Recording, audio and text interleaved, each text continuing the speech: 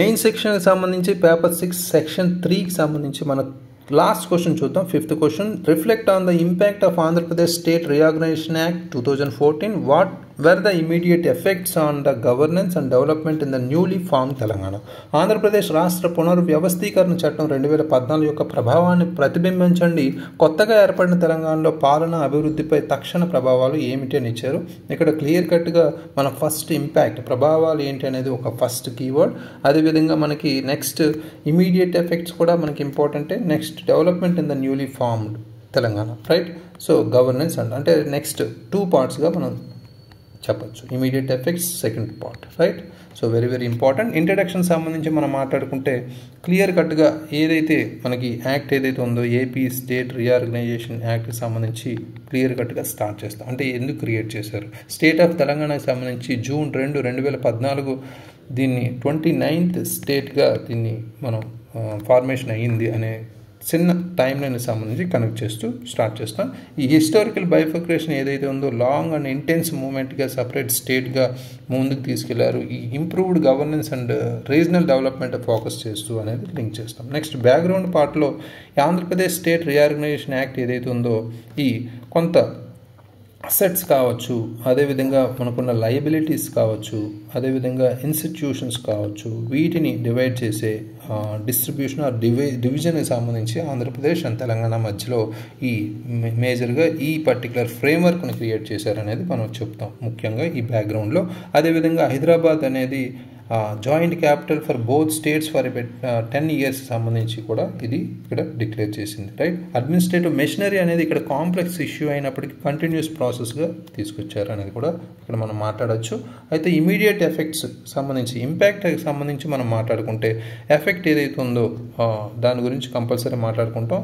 2014 సంబంధించి including new state secretaries ఏదైతే ఉన్న డిపార్ట్మెంట్స్ కావచ్చు, బ్యూరోక్రసీ కావచ్చు. ఫస్ట్ మనకి establishment of a new administrative machinery సంబంధించి చాలా ఇంపాక్ట్ అనేది కలిగింది. ఎందుకంటే ఎఫెక్ట్ అనేది మనం మాట్లాడుకుంటే న్యూ స్టేట్ సెక్రటరియట్ క్రియేట్ చేయాలి, డిపార్ట్మెంట్స్ క్రియేట్ చేయాలి, బ్యూరోక్రసీని కూడా లింక్ చేసుకోవాలి, రైట్? ఈ గవర్నెన్స్ స్ట్రక్చర్నే మనం మార్చుకోవాల్సి వచ్చింది అనేది కూడా ఒక ఇంపాక్ట్గా చెప్పుకోవచ్చు. అయితే ఆల్మోస్ట్ 40,000 గవర్నమెంట్ ఎంప్లాయీస్ అనేవారు ట్రాన్స్ఫర్ అవ్వాల్సి వచ్చింది కూడా అనేది కూడా ఇక్కడ మనం మాట్లాడాలి, right? Example Telangana secretariat setup చేయడానికి మనకి చాలా టైం పట్టింది. అదేవిధంగా అపాయింటింగ్ అఫీషియల్స్ అక్రాస్ డిపార్ట్మెంట్స్ కూడా పెద్ద కత్తిమీద సాముగానే మారింది అనేది కూడా ఇక్కడ మనం చెప్తాం. నెక్స్ట్ మనకి revenue shortfalls and fiscal challenges కూడా మనకి మేజర్గా ఇంపార్టెంటే. మనకి ఆదాయ లోటు మరియు ఆర్థిక సవాళ్ళు మేజర్గా ఇక్కడ ఒక ఇంపాక్ట్గా చెప్పుకోవచ్చు.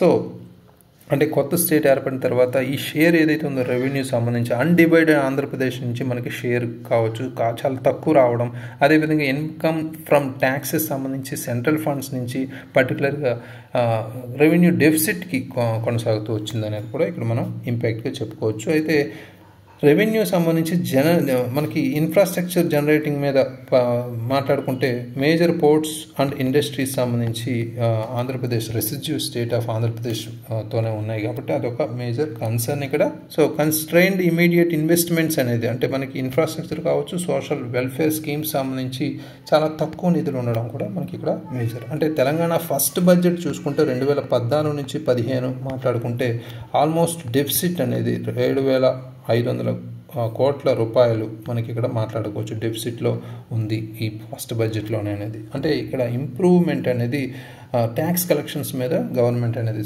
ఫోకస్ చేయాల్సిన అవసరం వచ్చింది, రైట్?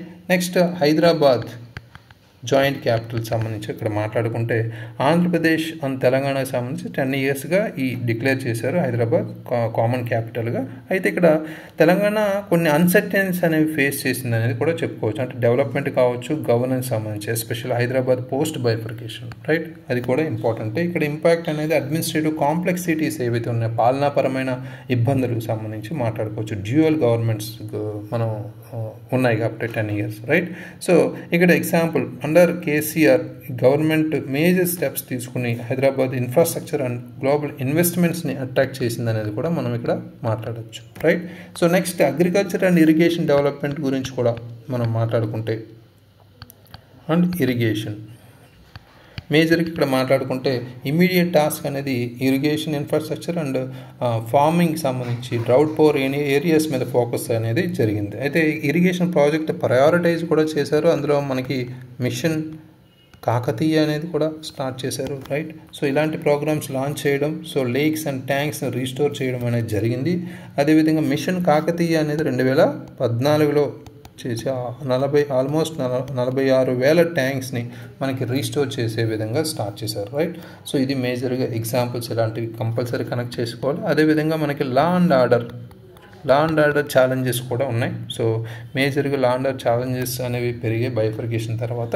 సో స్టేట్ గవర్నమెంట్ అనేది ఇమీడియట్ మెజర్స్ అనేది అంటే రోబస్ట్ పోలీస్ అడ్మినిస్ట్రేషన్ని క్రియేట్ చేసింది. అందులో ముఖ్యంగా Telangana state police command and control centre Hyderabad సంబంధించి ఎస్టాబ్లిష్ చేయడం అనేది మనం ఎగ్జాంపుల్గా ఇక్కడ లింక్ చేసుకోవచ్చు. అదేవిధంగా ఇండస్ట్రియల్ అండ్ ఐటీ గ్రోత్కి సంబంధించి మాట్లాడుకుంటే ఇక్కడ న్యూ ఇండస్ట్రీస్ని అట్రాక్ట్ చేసుకునే విధంగా ఎకనామిక్ గ్రోత్ని ముందుకు తీసుకెళ్లే విధంగా ప్రయత్నం అయితే ఫోకస్ అనేది జరిగింది.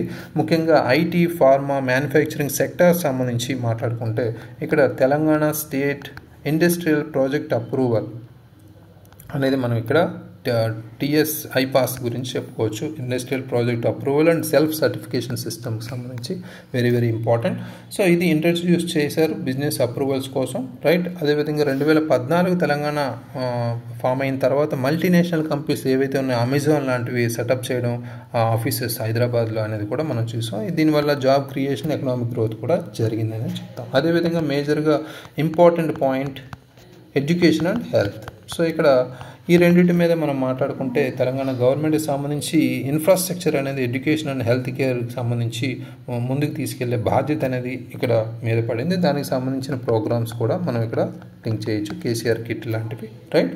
So political stability and governance గురించి మాట్లాడినా ఇక్కడ టీఆర్ఎస్ ఏదైతే ఉందో మనకి మ్యాండేట్ అండ్ స్ట్రాంగ్ పొలిటికల్ మ్యాండేట్తో ముందుకు వెళ్ళింది, స్టేబుల్ గవర్నెన్స్తో. అదేవిధంగా క్విక్ డెసిషన్ మేకింగ్తో, ఎఫెక్టివ్ గవర్నెన్స్తో మనకి ముందుకు తీసుకెళ్లారు. సో అయితే వెల్ఫేర్ స్కీమ్స్ ఏవైతే ఉన్నాయో ఆసరా పెన్షన్ సంబంధించి ఎగ్జాంపుల్గా మనం ఇక్కడ చెప్పుకోవచ్చు, రైట్. సో ఇవి పర్ఫెక్ట్ పర్టికులర్ పాయింట్స్ అంటే according to the demand of the question. So ఫైనల్గా క్వశ్చన్ కంక్లూజన్లోకి వెళ్తే Andhra Pradesh state reorganisation act 2014 immediate impacts అనేవి గవర్నెన్స్ డెవలప్మెంట్ మీద మనకి కనిపిస్తున్నాయి. అదేవిధంగా ఇక్కడ లుకింగ్ హెడ్ అంటే ముందు చూపుకి సంబంధించి మనం మాట్లాడుకుంటే అంటే ప్రస్తుత స్థితి గురించి తెలంగాణ పొలిటికల్ లీడర్షిప్ అనేది అర్లీ డెవలప్మెంట్స్ మీద కొన్ని సోషియో ఎకనామిక్ ఛాలెంజెస్ ఏవైతే ఉన్నాయో అప్పటికి వాటి మీద ఫోకస్ చేస్తూ ముందు ఇయర్స్లో రిమార్కబుల్ గ్రోత్ అనేది బయోఫికేషన్ తర్వాత మనకి చూపించారు అనేది కూడా ఇక్కడ లింక్ చేసుకోవచ్చు, రైట్. ఇది వెరీ వెరీ ఇంపార్టెంట్.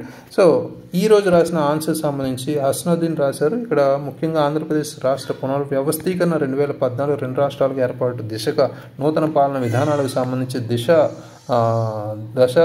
మార్చి భారతదేశంలో ఆర్థిక సామాజిక పాలన రంగంలో అగ్రస్థానంలో పెట్టారనేది వెరీ గుడ్.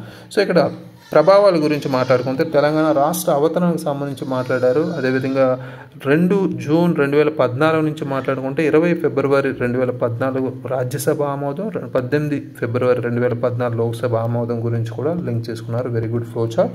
ఆంధ్రప్రదేశ్ విభజనకు సంబంధించి కూడా మాట్లాడారు, ఉమ్మడి హైకోర్టుకు సంబంధించి కూడా, అదేవిధంగా ఉమ్మడి రాజధాని గురించి కూడా మాట్లాడారు. Very good. సో ఫైనల్గా పార్లమెంట్లో ప్రాతినిధ్యం గురించి కూడా లోక్సభ, రాజ్యసభకు సంబంధించి ఇక్కడ ఒక ఫ్లో చార్ట్ టేబుల్, నియోజకవర్గాల ప్రాతినిధ్యం గురించి కూడా మాట్లాడారు. Very good.